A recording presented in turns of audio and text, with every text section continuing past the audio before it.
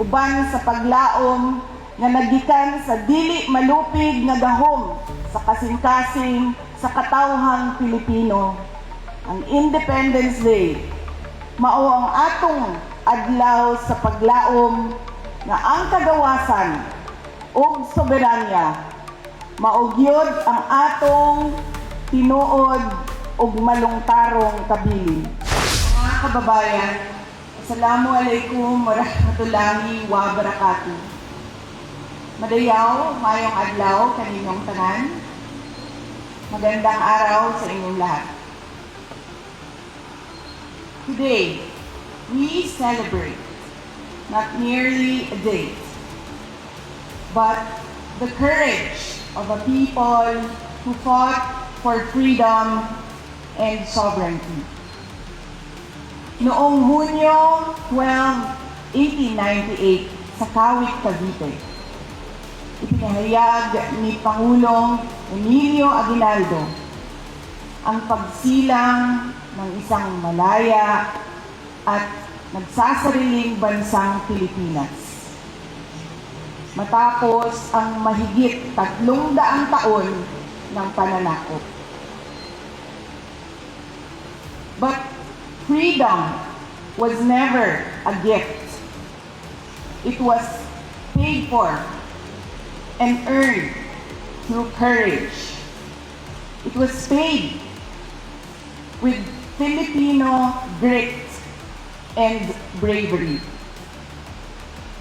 When the Treaty of Paris transferred our homeland from one colonial master to another without the consent of the Filipino people, our forebears refused to be bought and sold like property.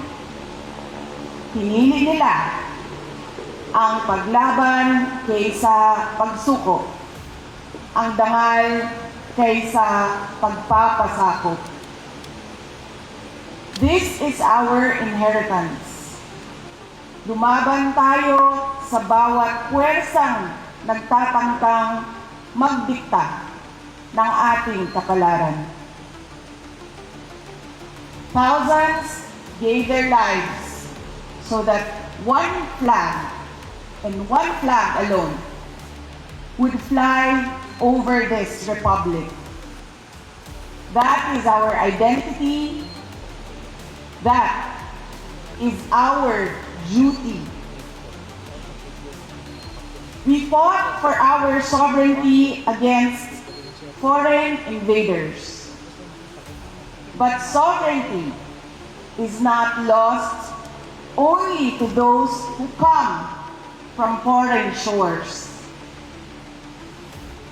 Nawawala rin ito sa tuwing ang serbisyo publiko ay nagiging pribadong negosyo. Kung ang mga opisyal ng gobyerno ay sindikato sa pagnanakaw ng pera ng bayan.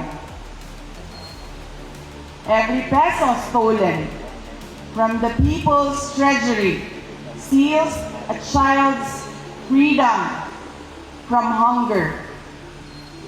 It steals a student's freedom from illiteracy or substandard education. It steals a patient's freedom to obtain quality health care. It steals a worker's freedom to earn a decent living.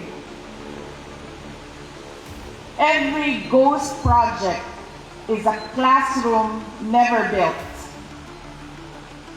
Every corrupt contract is a road that was never built for farmers to bring their produce to the market. Ang korupsyon ay hindi lamang pagnanakaw ng pera. It steals opportunity. It steals dignity. And it steals hope. And ultimately, it steals freedom itself. Rizal, Bonifacio, Luna, and thousands of other Filipino heroes fought so that every Filipino could live with justice, dignity, opportunity, and hope. Mga kababayan, freedom is never permanent unless it is defended. Sovereignty survives only when a people refuse to surrender it.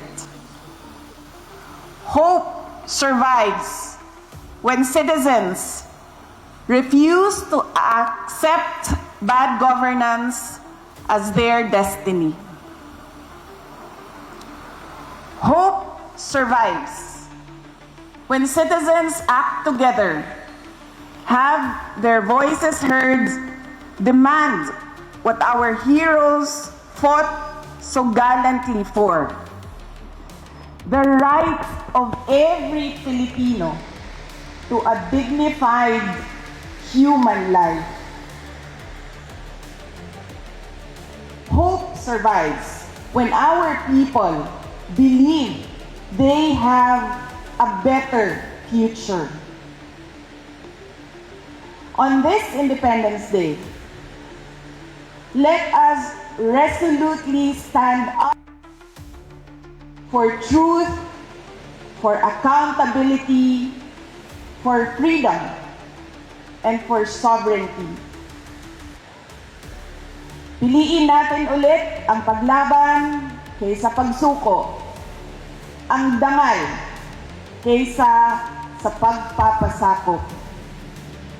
Piliin natin ang katotohanan. Piliin natin ang pananagutan. At higit sa lahat, piliin natin ang pag-asa. Mubarog ug makigbisog kita batok sa tanang puwersa nga musulay sa pagbuot sa atong kapalaran. Uban sa paglaom nga nagikan sa dili malupig nga gahom sa kasing-kasing sa katawhang Pilipino. Ang Independence Day mao ang atong adlaw sa paglaom nga ang kagawasan ug soberanya maugyod ang atong tinuod ug malungtarong kabilin. Mga kababayan, ang lahat ng ginagawa natin ay para sa Diyos, sa bayan, at bawat pamilyang Pilipino. Syukran.